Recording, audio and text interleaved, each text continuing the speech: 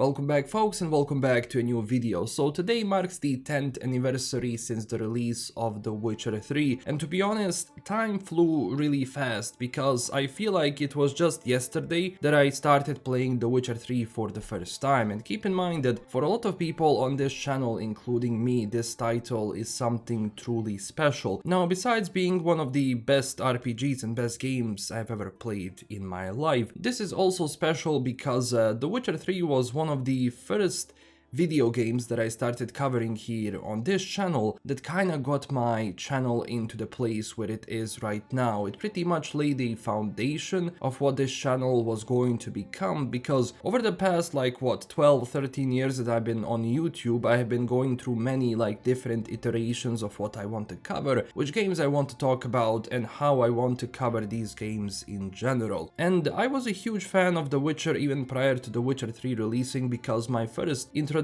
to CD Projekt was basically with The Witcher 1, and I remember playing it all those years back, where Witcher 1 was something also truly special because story-wise it was written phenomenally well. Now, keep in mind that when I started playing Witcher 1 initially, I didn't care much about controls, because I think one of the biggest factors that people don't want to go into The Witcher 1 might be the combat, because it's not really intuitive and it can be really problematic if you're fighting many opponents later on, but even that can be basically, kinda adapted to. So I really recommend, if you never played The Witcher 1 and you don't want to wait for the remake, which is going to happen in ages, I would recommend actually checking out The Witcher 1. But when I started playing that game, I had no idea that The Witcher is going to be one of those titles that's going to be a huge part of my YouTube life and just gaming life in general, because just how good the actual franchise has become. Now, also The Witcher 3, in my opinion, was the game which kind of created the modern CDPR, or CD Projekt in general, because The Witcher 1 and Witcher 2 were kind of successful. I mean, Witcher 2 especially was more successful than The Witcher 1, because keep in mind, at that time Witcher 1 was kind of a niche game in a sense, and it wasn't really in the popular mainstream that it is today. And I think firmly I can believe that CDPR is one of the reasons why The Witcher as an IP, as a franchise, is popular throughout the world, because these books were primarily, popular in Poland and let's say Europe, but they really started arriving in the US properly, obviously with the release of games, and ultimately what resulted in a lot of that being the TV series that Netflix was doing, which yeah. But in any case, I think The Witcher 3 was kind of the amalgamation of everything that CD Projekt was learning up until that moment, and I believe they were fine-tuning their formula to kind of suit The Witcher, to make it open world and to make it really stand out as that RPG, because one of the things they have done since The Witcher 1, 2 to 3 basically is that they upped the game, they upped the formula, and they were trying to find the ways, how could The Witcher be the most interesting game? How can we make it so that it's really a compelling,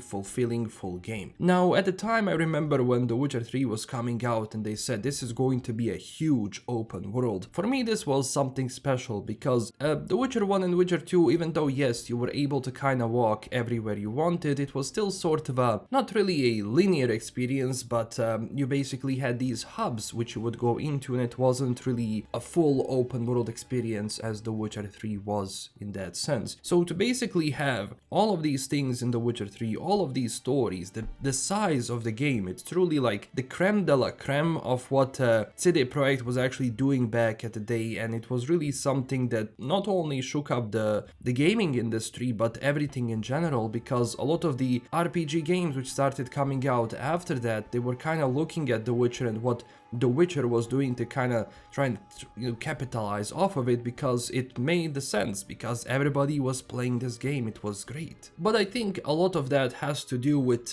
making The Witcher 3 truly this dark RPG game with amazing characters, amazing stories, and just trying to capture as many things as you possibly can back in the day when that was coming out to make it truly stand out. And in my opinion, they did it really well, because even to this day, like if you go into that game, it truly holds on even to this day. Now of course, keep in mind, the gameplay you're looking at is the next gen edition of The Witcher 3, so this is not the original game which came out, this is the upgraded version. But even if we loaded in the previous version of The Witcher 3 when it was before the next gen update, I think it was holding out really strong just because of how much attention to detail was put into it. And the whole deal with introducing Ciri again and going throughout that story, I think in my opinion was a huge win, because the previous two games were kind of avoiding that in a sense. They were trying to showcase a different story, the one which is not like related in the books, but it was kind of going towards it, because CDPR had a tough job in my opinion, because they set their games after the books. They really had to make the lore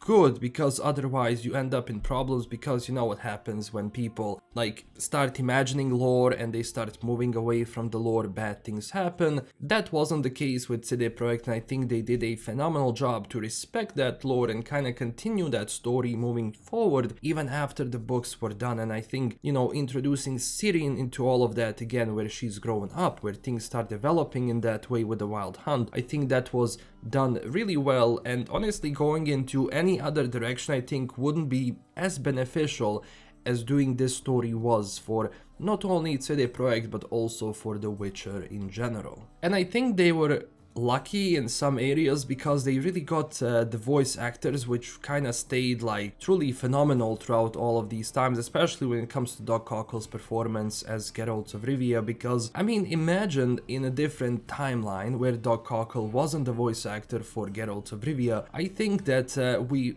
would have a Geralt of Rivia, but he wouldn't have such an iconic voice which he has right now if you think about The Witcher in general, to the point where I think Doug Cockle's performance of Geralt of Rivia became sort of a standard for, you know, if you look at Henry Cavill in Netflix The Witcher, I mean, you can say all of the things about that show, but Henry was really trying to keep it as lore friendly as possible. You can hear that the voice he was using as Geralt of Rivia was really the foundation of that was Doug Cockle and his performance in the video games. Well, at the audition, so I showed up at an audition for a video game, and I knew it was called The Witcher, but I didn't know what that meant.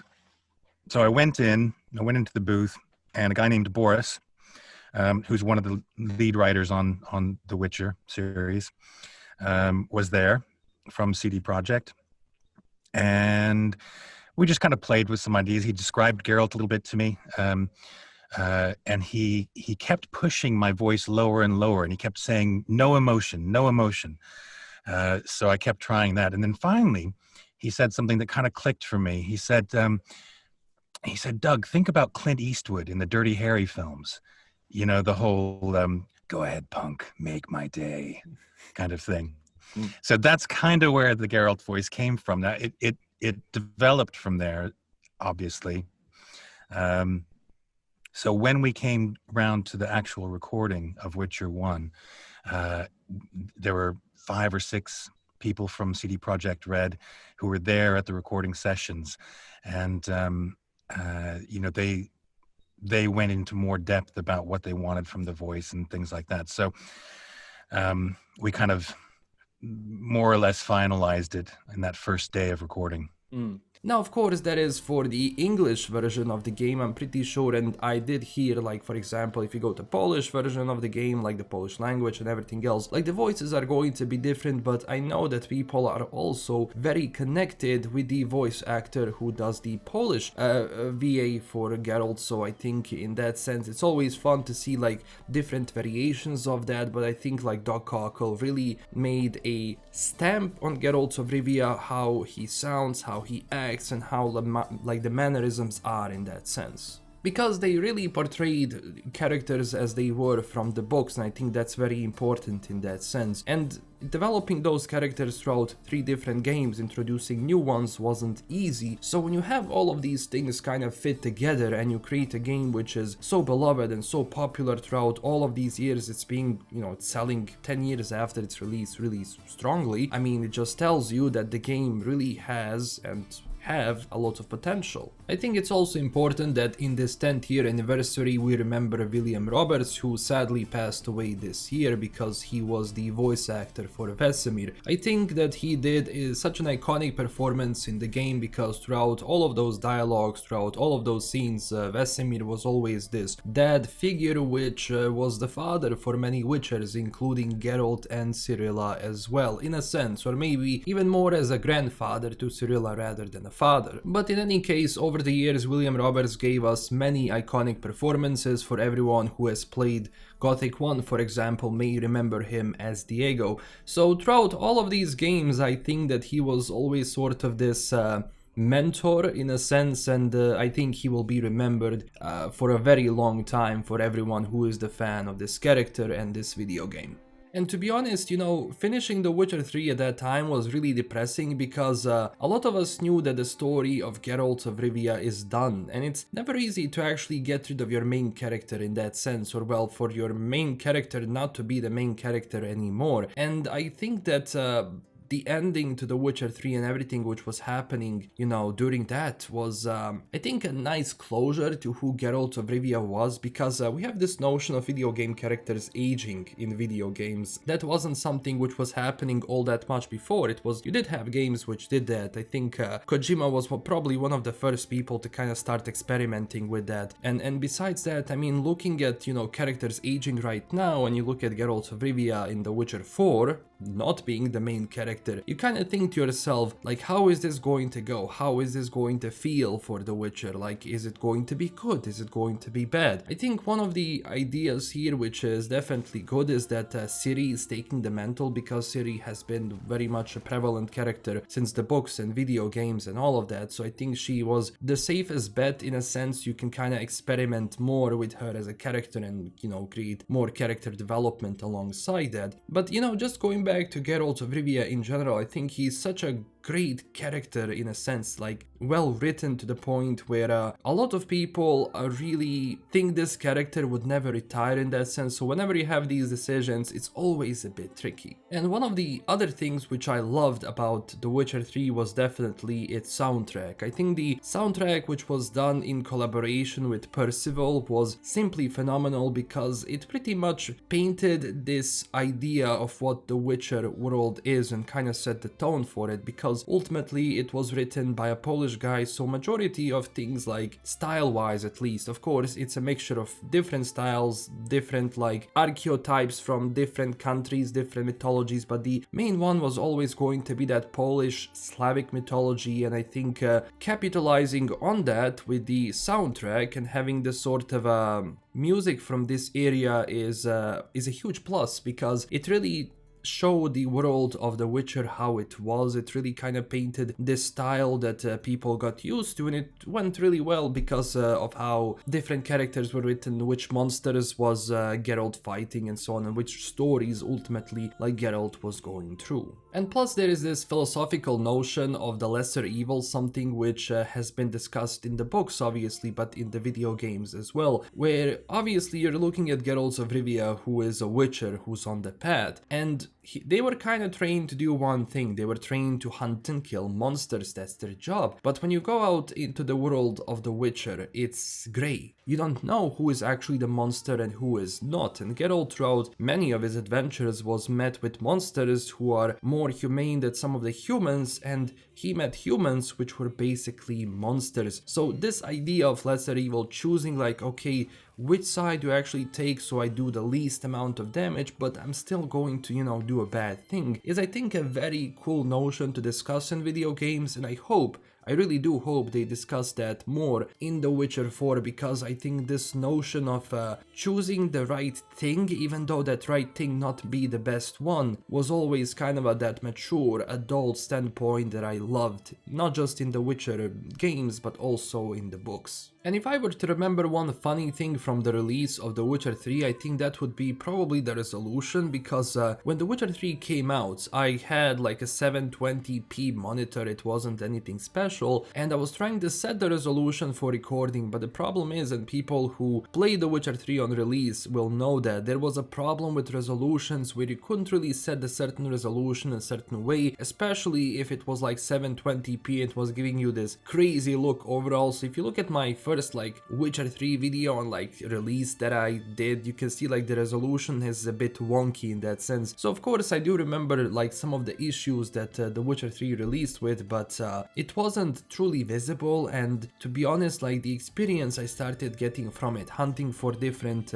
monsters, going for different loot and everything, it was something not even games today were actually giving me. So yeah, for the end, I mean, this game does mean a lot to me and to a lot of people because, besides putting my channel on the map and laying the foundation for this channel, I think also like getting money from like the videos for the first time was phenomenal because it paid through my college. I mean, you're going to college, you're not really the most like rich guy in the world, you're a student, and I don't think I've known a lot of students who have money. So having YouTube in that sense and having Witcher in that sense, kind of pay through half of that college was also something that is really special to me because it simply is. I mean, besides covering the game that I really enjoyed and that I loved, I at the same time was able to kind of save my life in a sense and go through college and ultimately put myself onto the path that I am right now, not just with YouTube but with life in general and the work that I do. So I don't want to go for too long. I just wanted to make a video where I'm going to kind of reminiscence on everything that The Witcher 3 had for this channel and for this audience, but you can tell me down below in the comments, what do you think about all of this? Why do you find The Witcher 3 special? Do you even find it special? Because I think if there is anyone here who can explain that, I think this is this community, because I know people, like I've seen you in the comments, that have been here for a very long time since the release of The Witcher, and thank you for that, because when you look at it now, I mean, 10 years have passed. That's a long time, and a lot of things can happen throughout these 10 years, and I'm really looking forward to The Witcher 4, hoping the best for it, because ultimately I think every single one of us wants this game to succeed, because as I said, moving away from the main protagonist of the video games, it's never going to be easy, but I'm sure they know what they're doing, and I honestly cannot wait for this new cycle where I'm going to start covering The Witcher 4 and everything that you can kind of get excited about. But for the time being, let's celebrate the success and 10 years of The Witcher 3, and thank you throughout your support in all of these years and everything which I've been doing on this channel, because it truly means a lot. Because ultimately this community is this channel. Yes, I upload videos, I make them, but this channel is you, the community, and it's something, it's truly nice to have this and to be privileged enough to have a channel which is going to be so successful. At least for me, it might not have like 1 million subscribers, but for me it's a huge success, and it gave me a lot of like time to develop myself as a character, I believe, and I think The Witcher, again, as I said, laid the foundation for that and made this channel into what it is. But ultimately, The Witcher 3 is a game you should play, and if you haven't already, I really recommend you do it, because it's going to be something special. For the first time when you play it, you're going to see it for yourself. So thank you for watching. Again, let me know down below in the comments, what do you think about all of this, and also don't forget to smash that like and subscribe button if you want to stay updated with everything CDPR and The Witcher related in the future. Huge thanks to my current Patreon supporters, and as always, stay classy everyone. Bye bye.